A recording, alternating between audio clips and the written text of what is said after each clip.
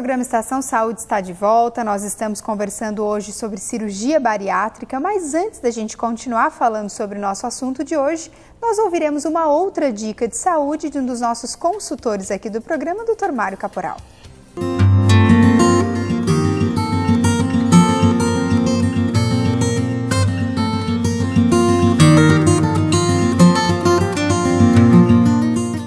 Eu gostaria de falar um pouquinho sobre o refluxo na criança.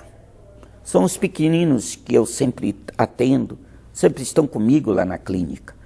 A criança desde um mês, menos de um mês, algum 10 dias, 15 dias, 20 dias, pode apresentar refluxo. Alguns são até fisiológicos normalmente, mas outro quando persiste, com irritação da criança, com choro constante, criança não dorme adequadamente, criança não se alimenta, há que se pesquisar.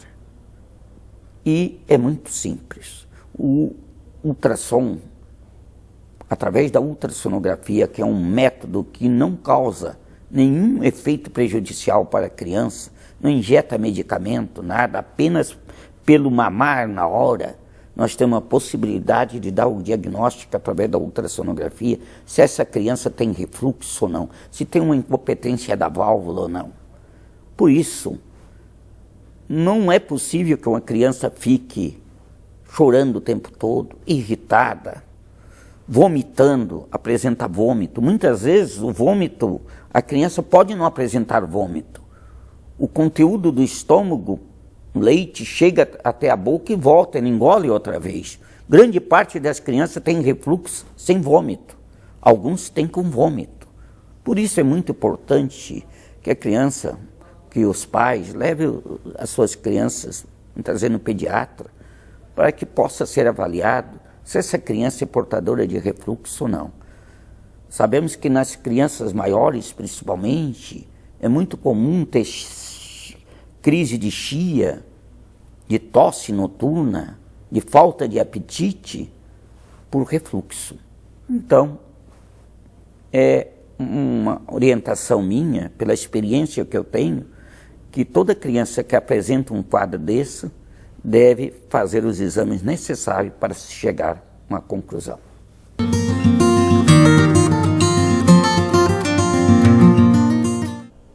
E já que estamos falando em saúde, não tem como não lembrar, né, que a Ecoclínica tem atuado há bastante tempo aqui na região e com excelência.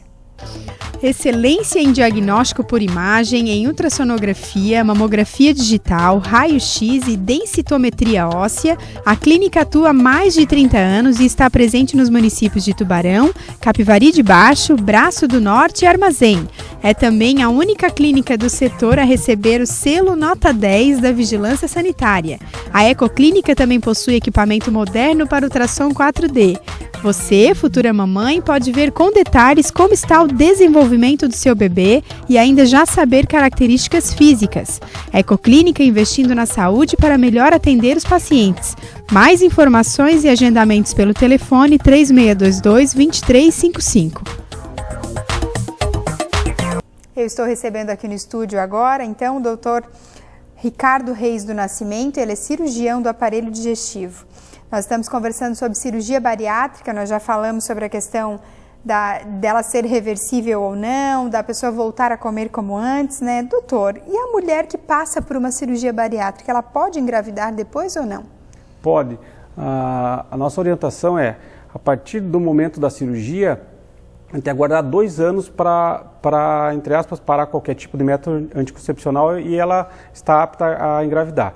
Se isso acontecer antes dos 2 anos, muito provavelmente a gestação vai correr bem também. Mas é um período em que a mulher está perdendo muito peso, então às vezes o equilíbrio nutricional dela fica um pouco alterado e a parte psicológica dela também não está bem preparada. Já está acontecendo uma mudança muito grande, que é essa parte da perda de peso, então acho que não é uma fase. A gente tem que atentar um pouco, porque às vezes nessa fase do pós-operatório, o tipo do método anticoncepcional que vai ser usado. Porque dependendo da técnica cirúrgica que foi realizado, o anticoncepcional via oral não tem a mesma eficácia. Então a pessoa tem que discutir isso com o seu médico. Se for uma cirurgia, por exemplo, que desviou o intestino, o anticoncepcional vai ser menos absorvido. Talvez ela tenha que trocar o tipo de anticoncepção, né? Isso seria uma discussão mais até com o ginecologista, para usar um dispositivo intrauterino, alguma coisa intramuscular. Certo. Em relação ao fumar e beber, né, que a gente sabe que são hábitos meio complicados, né, para qualquer tipo de cirurgia, mas o paciente que vai se submeter à cirurgia, ele deve parar com esses hábitos antes? Quem não consegue, como é que funciona? Que a gente tem que lidar com todos os tipos de pacientes, né, doutor? Vamos tentar dividir, né? Eu acho que o cigarro, primeiro, ele vai ter um problema grave se ele não parar de fumar antes da cirurgia, que seria com relação a ficar a secreção no pulmão. Esse paciente vai para o procedimento, por exemplo, no dia da cirurgia ele fuma, e ele já vinha fumando 1, 2 carteiras por dia, e ele fuma no dia da cirurgia, então não teve nenhuma parada. Ele vai fazer a cirurgia e no pós-operatório provavelmente ele vai ter muita expectoração, maior chance de ter complicação pulmonar, maior chance de ter pneumonia. Então a orientação é, no mínimo 15 dias antes da cirurgia, essa pessoa parar de fumar. E o que a gente tenta orientar é que, como a gente está fazendo aquela mudança, vamos dizer, global em busca de saúde, uma das atitudes é ele já aproveitar isso e parar de fumar, né? Que vai estar associado, só vai ganhar do ponto de vista de atividade física e parar de fumar também. A bebida alcoólica é um pouco mais complexo. Por quê? Porque a gente vê no pós-operatório as pessoas, entre aspas, tendo como se fosse uma bengala, ou aumentar muito o uso de bebida alcoólica no pós-operatório. Algumas pessoas sugerem que isso esteja relacionado a uma troca, como se fosse uma compulsão pela comida, que depois passa a ser o álcool. Então a nossa orientação do nosso grupo é que as pessoas não bebam depois da cirurgia bariátrica, né? Por quê? Porque a gente vê muito paciente com dependência alcoólica num período, às vezes, de 2, 3 anos no pós-operatório, e a gente fica com um problema mais difícil de tirar. Essa bebida alcoólica no pós-operatório vão ter 2 problemas. Um problema relacionado ao alcoolismo mesmo. Os pacientes que fazem cirurgia têm maior propensão a ter problemas hepáticos relacionados à bebida, e também o reganho de peso. A bebida ela é extremamente calórica, então aquela nossa conversa do problema do reganho de peso vai acontecer muito mais nos pacientes que estão usando álcool. Doutor, e para quem que é indicado a cirurgia hoje, cirurgia bariátrica? A cirurgia bariátrica, ela tem uma padronização que estão na Sociedade Brasileira de Cirurgia Bariátrica, na Sociedade Mundial, que seria a gente calcular um índice que chama índice de massa corporal. Peso dividido pela altura ao quadrado, acima de 35, o paciente tem indicação desde que já tenha doenças associadas, como pressão alta, diabetes, problemas articulares, alguns tipos de cânceres na família. Tem várias doenças que estão associadas à obesidade, problemas osteoarticulares, ou se esse número der exclusivamente acima de 40. O que a gente vê em alguns casos é que pacientes com IMC um pouco mais baixo do que 35, com doenças associadas, individualmente a gente pode classificar esses pacientes como eleitos ao procedimento. Além desse índice, a gente tem que avaliar muito bem a que tipo de tratamento antes esse paciente foi submetido. Nenhum paciente deve ser indicado a cirurgia bariátrica sem ele ter passado por uma tentativa de emagrecer sob supervisão de endocrinologista, de nutricionista, e esse tratamento não ter dado certo por um período longo. Assim, a padronização são 2 anos, então esse paciente tem que ter sido submetido a tratamentos antes de ser indicado a cirurgia bariátrica. E também a gente vê o paciente de um ponto de vista geral, cardíaco, pulmonar, a parte psicológica, não ser usuário de drogas ilícitas, para a gente indicar a cirurgia. Certo, doutor. Em relação à queda de cabelo, né, que eu acho que é uma grande reclamação, principalmente das mulheres, né?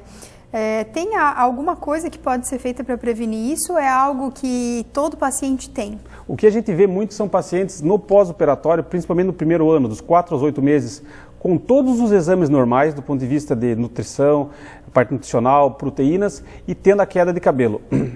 Então, e essa queda de cabelo, ela para ao redor dos 8 meses. A gente pode ter 2 situações, então. No paciente que está fazendo um pós-operatório normal, que está seguindo, que está, do ponto de vista nutricional, sem alterações, pode ter a queda de cabelo também, mas essa queda vai acabar com os 8 meses. Mas pode ter um paciente também que está todo descompensado, que não está voltando no médico, vai ter queda de cabelo. Esse paciente que não está regulado, a gente vai ter que fazer a reposição. Mas é normal no primeiro ano acontecer isso. Certo. O programa Estação Saúde vai para um breve intervalo, mas a gente já volta falando mais sobre cirurgia bariátrica. Não saia daí.